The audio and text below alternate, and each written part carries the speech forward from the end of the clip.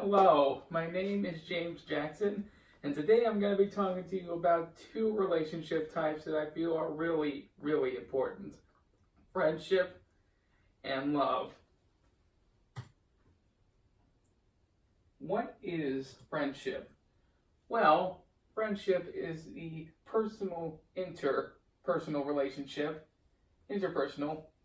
between two or more people that are protective of each other.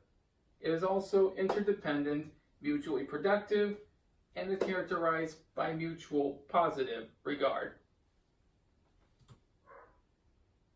There are three types of friendships that you should know about. First, there's reciprocity. This friendship is characterized by loyalty, self-sacrifice, mutual affection, and generosity, like a best friend who has your back no matter what. Next, there's receptivity, which is an imbalance in giving and receiving. For example, a teacher and a student, or a doctor and a patient. Finally, there's association, which is more of a friendly relationship rather than a true friendship, like peers, study partners, co-workers, all that jazz. I won't go into friends with benefits that much, but I'll just sum it up briefly. This type of relationship means that you have a sexual relationship with a friend, but you're not in love with each other. Fun fact, Alanis Morissette first coined the phrase friends with benefits in her 1995 song, Head Over Feet. When it comes to friendship, it can vary greatly between various cultures, genders, and technology in general, like meeting new friends on social media like Facebook, Twitter, Snapchat, and Instagram. Here's an excerpt from an article that I found about the importance of friendship between different cultures.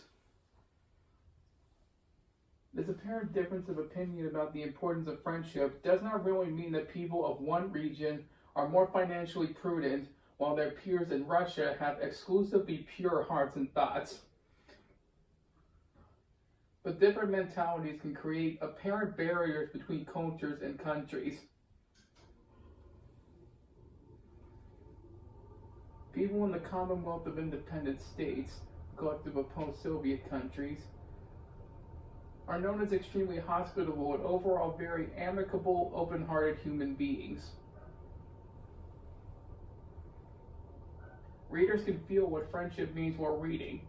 For example, Hemingway's memories of Paris in A Movable Feast. When you cannot make friends anymore in your head is the worst. The Western saying, a friend in need is a friend indeed, echoes the Russian proverb, a friend is known in a trouble, and the words of Kazakh philosopher, poet, and writer Abai. You can distinguish a good friend from a fake one. Fake friends are like a shadow. On a sunny day, you cannot get rid of them. When it is cloudy, you cannot find them, no matter how much effort you make.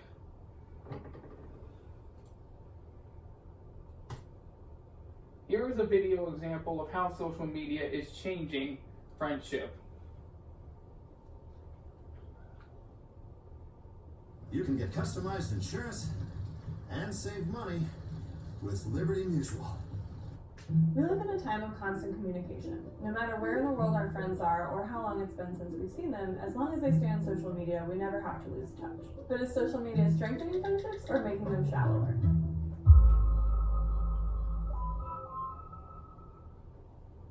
According to anthropologist Robin Dunbar, the highest number of people you can maintain a meaningful relationship with at one time ranges from 100 to 200, depending on how social you are. And many of us have a lot more social media connections than that. Friendship researcher William Rollins divides friendships into three categories: active, dormant, and commemorative. A friendship is active if you're regularly in touch with this person, if you feel you can call on them for emotional support, and if you pretty much know what's going on with their lives. A dormant friend is someone you have history with, but who you haven't spoken to in a while. But if you were in the same town as them, you would definitely hit them up and it wouldn't be weird. And then a commemorative friend is someone who was important to you at an earlier time in your life, but you don't really expect to see or hear from them, maybe ever again. You remember them fondly, but they remain firmly in the past. Or they would have before social media.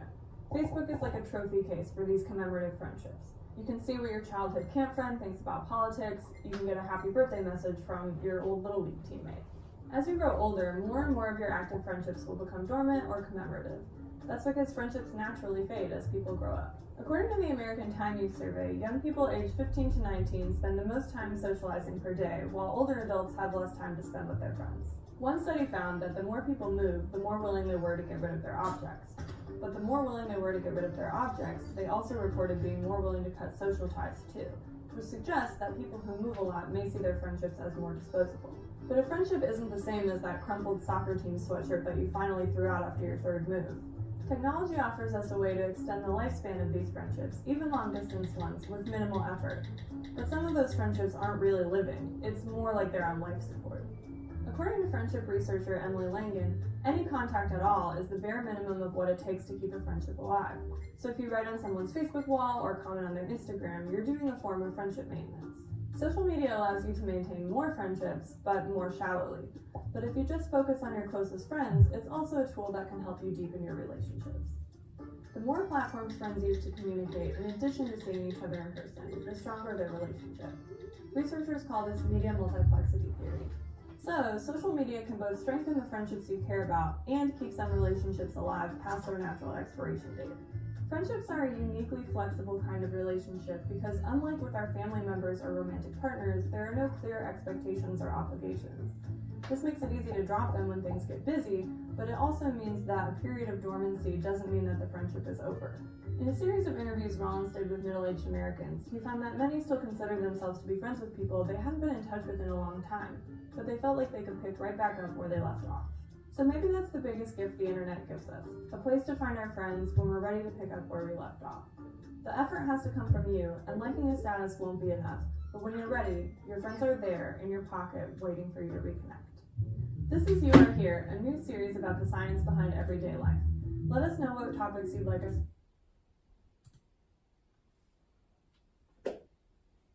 Some people think that love is more than just an extension of a friendship, but it's much more than that.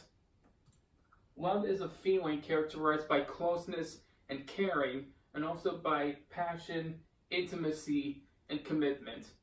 Love is also an interpersonal relationship developed, maintained, and sometimes destroyed through communication. Here's a video example about Sternberg's theory of love.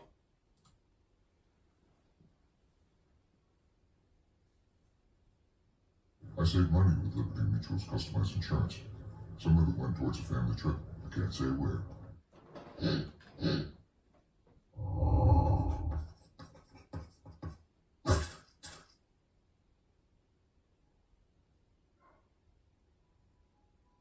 In 1985, Robert Sternberg presented a theory that has piqued the interest of various people, a theory concretizing something that has baffled the minds and wrenched the hearts of many: love. He called it the triangular theory of love, as it's best explained in the form of a triangle, but it's more commonly known as Sternberg's theory of love. In the context of interpersonal relationships, there are three components of love: intimacy, passion, and commitment. According to the theory, intimacy is the feeling of attachment, closeness, and connectedness. Passion, on the other hand, is the fiery depth and intenseness you experience when you like someone, encompassing the drive connected to both romantic and sexual attraction. The third component, commitment, ties the other two together, as it encompasses short-term and long-term decisions to remain with one another and plan for the future. According to Sternberg's theory of love, there are 6 forms of love, which are combinations of the 3 components previously described. 1. Non-love. Non-love is merely the absence of all 3 components. This basically characterizes the majority of our personal relationships, which consists of simple, casual interactions. It could apply to your acquaintances or people you're not particularly attached to. 2. Friendship. Friendship exists when only intimacy is present. This is the set of feelings you experience without the intense passion or commitment of romance. It can, however, be a route for other forms of love to manifest from. 3. Infatuated love.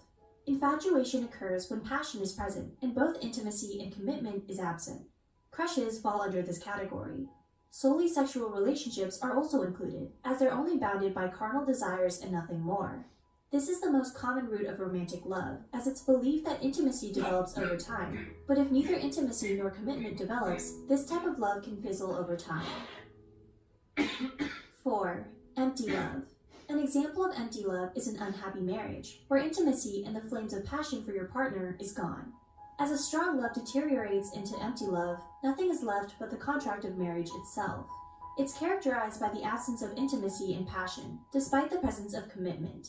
Arranged marriages, on the other hand, can start out as empty loves, but can develop into other forms of love over time.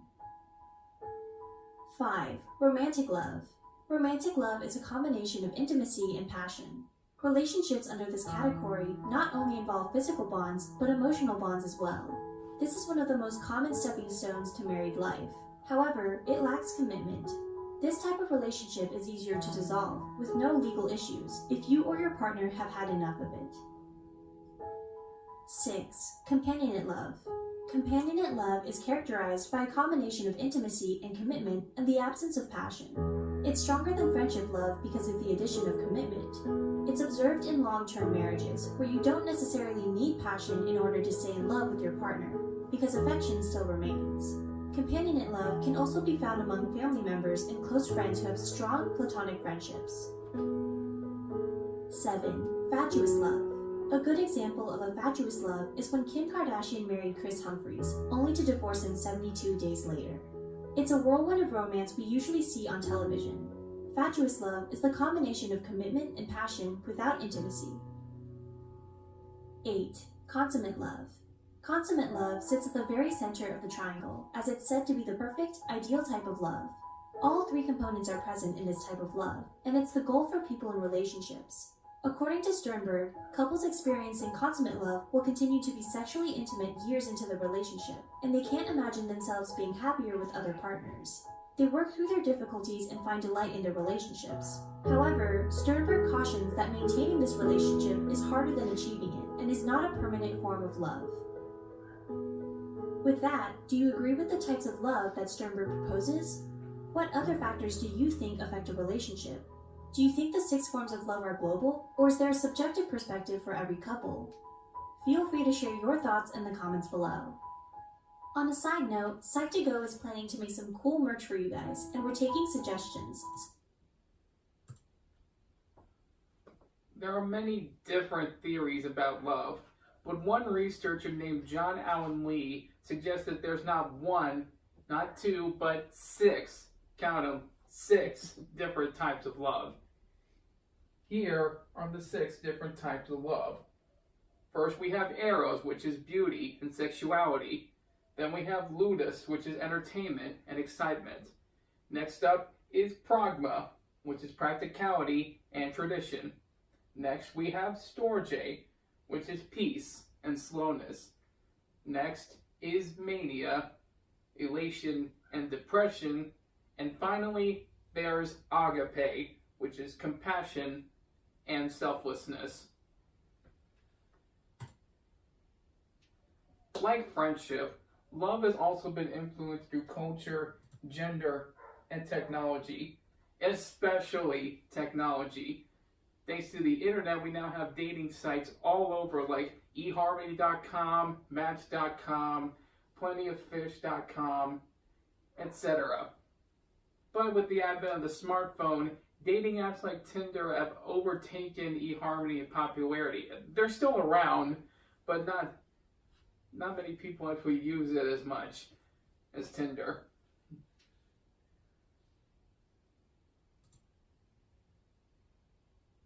Here is an example of an excerpt from a well put together topic about how culture is influenced by love, specific from 3 specific parts of the world: Japan, Eastern Europe, and the country of Senegal in Africa.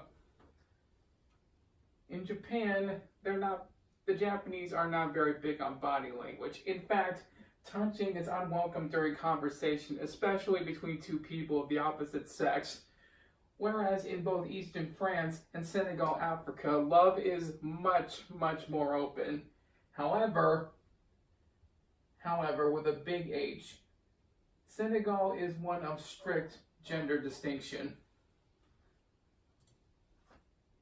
So, to conclude this presentation, I'm going to talk about love one more time.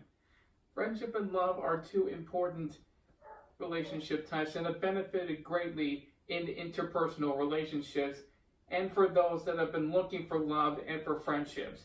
Because without friendship and love, one would feel very lonely.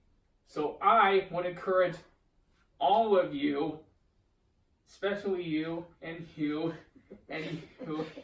go out and find new friends or find the love of your life somewhere out there and make your life happy.